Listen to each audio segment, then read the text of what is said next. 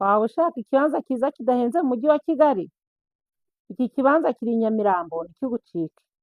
Bakunzi bacu beza b'akadasohoka mwamaze gukora subscribe kuri Fortune 2050 turabasuhuje. Turabashimira ko mwahisemo neza kubana natwe muri uyu muryango. Namwe abatarakora subscribe turabasuhuje kandi turabakunda. Turanabategereje ngo tubane. Iki kibanza kiri mu karere ka Nyarugenge, umurenge wa Nyamirambo, akagari ka Gasharu, umudugudu wa Rwintare, aho bita mu Miduha. Ni ahantu hazwi cyane hatuwe neza kandi hari gukomeza kwiyongera mu gaciro.